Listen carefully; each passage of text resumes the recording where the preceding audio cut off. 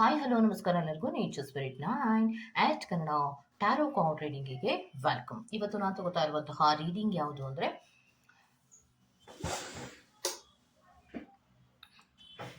ನಿಮ್ಮ ಪ್ರೀತಿಯ ವ್ಯಕ್ತಿ ಪ್ರತಿ ನಿಮಿಷದಲ್ಲೂ ಕಾಡುವ ಹಾಗೆ, ಅಂದರೆ ನೆನಪುಗಳ ರೀತಿಯಲ್ಲಿ ಕಾಡುವ ಹಾಗೆ ನಿಮ್ಮ ನೆನಪುಗಳು ನಿಮ್ಮ ಪರ್ಸನ್ನಿಗೂ ಕೂಡ ಕಾಡುತ್ತಾ ಇಲ್ವಾ ಅನ್ನುವಂತಹ ವಿಚಾರಕ್ಕೆ ಸಂಬಂಧಪಟ್ಟಂತಹ ರೀಡಿಂಗ್ ಅನ್ನ ತಗೋತಾ ಇದ್ದೀನಿ.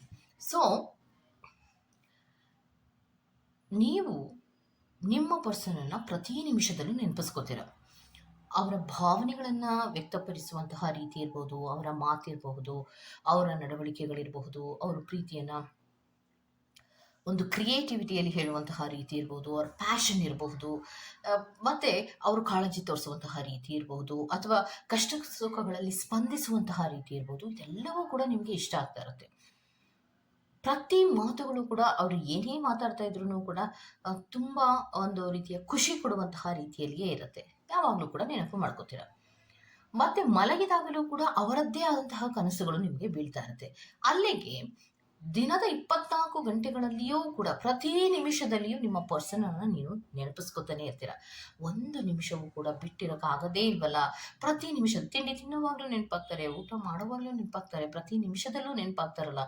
ನನ್ನ ಹಾಗೆ ನಾನು ನನ್ನ ಪರ್ಸನನ್ನು ನೆನಪಿಸಿಕೊಂಡ ಹಾಗೆ ನನ್ನ ಪರ್ಸನಿಗೂ ಕೂಡ ನನ್ನ ಬಗ್ಗೆ ಅಷ್ಟೊಂದು ನೆನಪುಗಳು ಕಾಡ್ತಾ ಇದೆಯಾ ಅಥವಾ ಇಲ್ವಾ? ಇದೇನು ಒಂದು ಅಡಿಕ್ಷನ್ ಅನ್ನುವಂತಹ ರೀತಿಯಲ್ಲಿ ನಾನೇ ಮಾಡ್ಕೊಂಡ್ಬಿಟ್ಟಿದ್ದೀನಾ?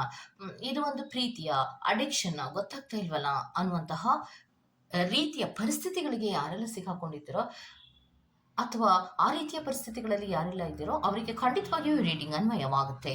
ಓಕೆ, ಇದೆಲ್ಲವೂ ಕೂಡ ಇನ್ ಜನರಲ್ ಆಗಿರುವಂತಹ ರೀಡಿಂಗ್ ಆಗಿರೋದ್ರಿಂದ ನಿಮಗೆ ರೆಸೋನೇಟ್ ಆದರೆ ಮಾತ್ರ ತಗೊಳ್ಳಿ. ಹಾಗೆಯೇ ಸ್ಕ್ರೀನ್ ಮೇಲೆ ಕಾಣ್ತಾ ಇರುವಂತಹ ಒಂದು ನಂಬರ್, ಅದು ಪರ್ಸನಲ್ ರೀಡಿಂಗಿನ ನಂಬರ್ ಆಗಿರುತ್ತೆ.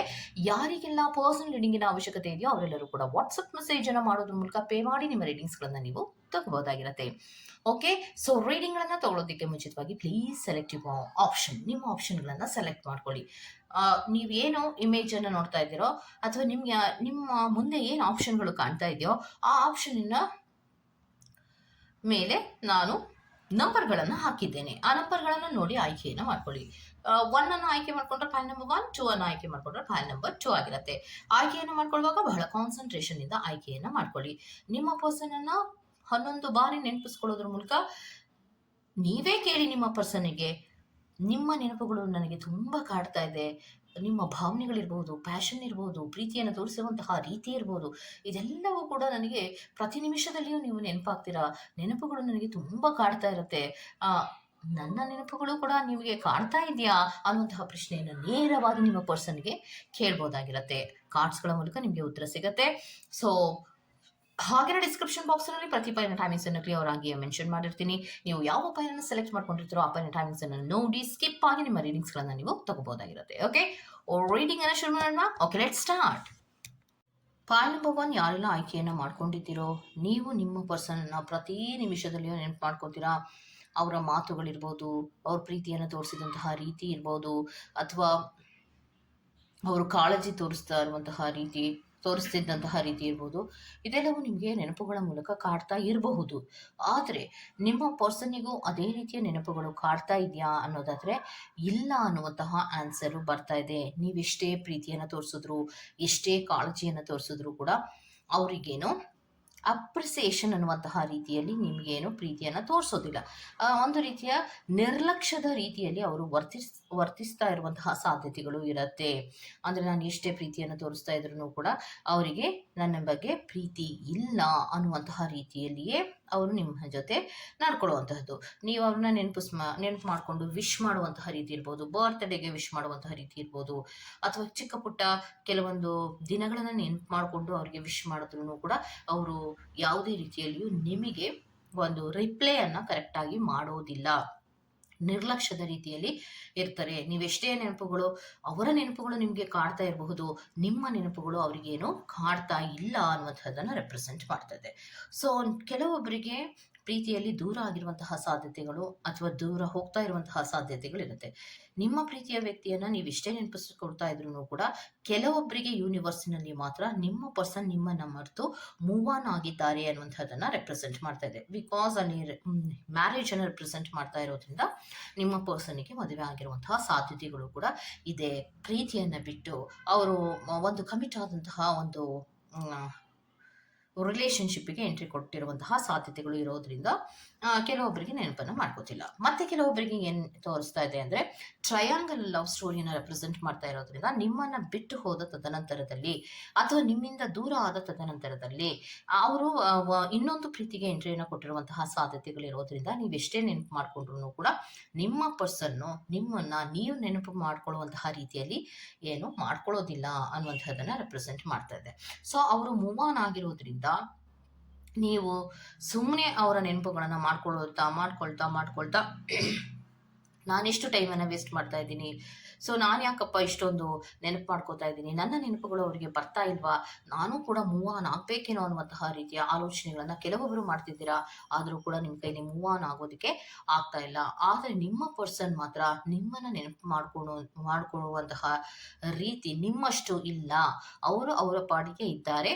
ಅವರದ್ದೇ ಆದಂತಹ ಒಂದು ಸೀರಿಯಸ್ ಆದಂತಹ ಕಮಿಟ್ಟಿನ ರಿಲೇಶನ್ಶಿಪ್ನಲ್ಲಿ ಇರೋದ್ರಿಂದ ಅವರು ನಿಮ್ಮ ಪ್ರೀತಿಯನ್ನಾಗ್ಲಿ ನಿಮ್ಮನ್ನಾಗ್ಲಿ ನಿಮ್ಮ ಕಾಳಜಿಯನ್ನಾಗ್ಲಿ ಅವರು ಎಕ್ಸ್ಪೆಕ್ಟೇಷನ್ ಏನು ಮಾಡ್ತಾ ಇಲ್ಲ ಅನ್ನುವಂಥದ್ದನ್ನ ರೆಪ್ರೆಸೆಂಟ್ ಮಾಡ್ತಾ ಇದೆ.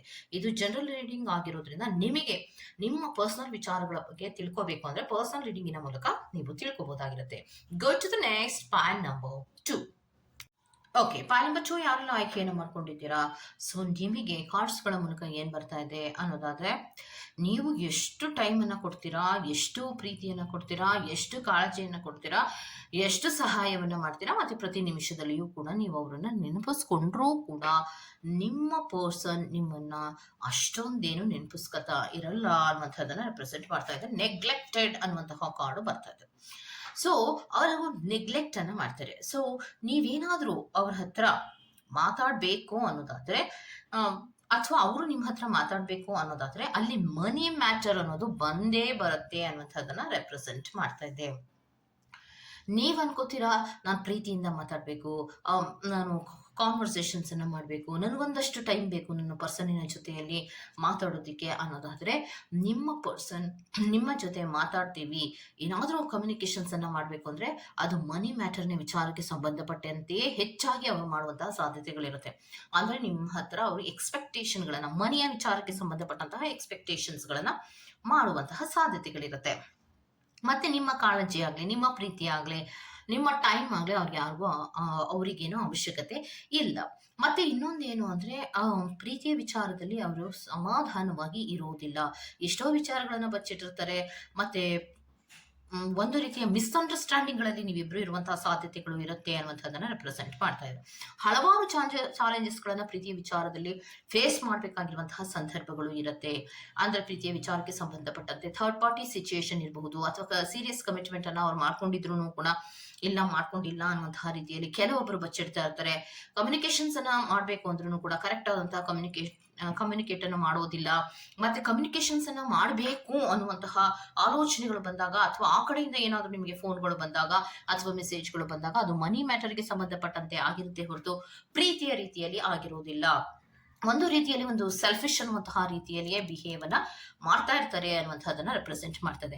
ಸೊ ನೀವೆಷ್ಟೇ ಕಾಳಜಿಯನ್ನ ತೋರಿಸ್ತಾ ಇದ್ರು ಆ ಕಡೆಯಿಂದ ರಿವರ್ಸ್ಡ್ ಅನ್ನ ರೆಪ್ರೆಸೆಂಟ್ ಮಾಡ್ತಾ ಇದೆ. ಅಂದ್ರೆ ಕಾಳಜಿಗೆ ಬದಲಾಗಿ ನಿರ್ಲಕ್ಷ್ಯವನ್ನ ತೋರಿಸ್ತಾ ಇರ್ತಾರೆ, ಪ್ರೀತಿಗೆ ಬದಲಾಗಿ ಮನೆಯನ್ನ ಅವರು ನೋಡ್ತಾ ಇರ್ತಾರೆ. ಸೊ ಇದಿಷ್ಟು ರೀತಿಯ ವರ್ತನೆಗಳು ಇರೋದ್ರಿಂದ ನಿಮ್ಮ ಪರ್ಸನ್ ನಿಮ್ಮನ್ನೇನು ಮಿಸ್ ಮಾಡ್ಕೋತಾ ಇರಲ್ಲ. ನಿಮ್ಮನ್ನೇನೋ ನೆನಪುಗಳ ಮೂಲಕ ಯಾವಾಗ್ಲೂ ಕೂಡ ಅವರಿಗೆ ನಿಮ್ಮ ನೆನಪುಗಳು ಕಾಡುತ್ತೆ ಅನ್ನುವಂತಹದ್ದೇನು ಇಲ್ಲ. ಹಲವಾರು ಚಾಲೆಂಜಸ್ಗಳನ್ನ ನೀವು ಫೇಸ್ ಮಾಡ್ತಾ ಇರ್ತೀರಾ. ಸೊ ಕಾರ್ಮಿಕ್ ಜರ್ನಿಯನ್ನು ರೆಪ್ರೆಸೆಂಟ್ ಮಾಡ್ತಾ ಇರೋದ್ರಿಂದ ಈ ಪ್ರೀತಿಯಲ್ಲಿ ಒಂದು ಕಾರ್ಮಿಕ್ ಜರ್ನಿಯ ಮ್ಯಾಟರ್ಗಳು ನಡೀತಾ ಇರೋದ್ರಿಂದ ಸೊ ನಿರ್ಲಕ್ಷ್ಯ ಅನ್ನೋದು ಮೇನ್ ಆಗಿ ಇರುತ್ತೆ. ಯಾವುದೇ ಮೆಸೇಜ್ಗಾಗ್ಲಿ ಫೋನಿಗಾಗ್ಲಿ ಕರೆಕ್ಟ್ ಆಗಿ ರಿಪ್ಲೈ ಮಾಡದೆ ಕೆಲವೊಂದು ರೀತಿಯಲ್ಲಿ ನೆಗ್ಲೆಕ್ಟ್ ಅನ್ನುವಂತಹ ರೀತಿಯಲ್ಲಿ ಮೂವ್ ಆನ್ ಆಗ್ತಾ ಇರುವಂತಹದನ್ನ ರೆಪ್ರೆಸೆಂಟ್ ಮಾಡ್ತಾ ಇದೆ. ಸೊ ಇದಿಷ್ಟು ಪ್ಯಾರಾಮೀಟರ್ ರೀಡಿಂಗ್ ಆಗಿರುತ್ತೆ. ಈ ತರಹದ ರೀಡಿಂಗ್ ನಿಮ್ಗೆ ಇಷ್ಟ ಆಗಿದ್ರೆ ದಯವಿಟ್ಟು ಸಬ್ಸ್ಕ್ರೈಬ್ ಮಾಡಿ, ಪಕ್ಕದಲ್ಲೇ ಇರುವಂತಹ ಬೆಲ್ ಐಕಾನ್ ಅನ್ನ ಪ್ರೆಸ್ ಮಾಡಿ. ನಾನು ನಿಮ್ಮನ್ನ ಮತ್ತೊಂದು ರೀಡಿಂಗ್ ಗಳಲ್ಲಿ ಸಿಗ್ತೇನೆ ಅಂತ ಹೇಳ್ತಾ ಅಲ್ಲಿವರೆಗೂ ಟೇಕ್ ಕೇರ್, ಬಾಯ್.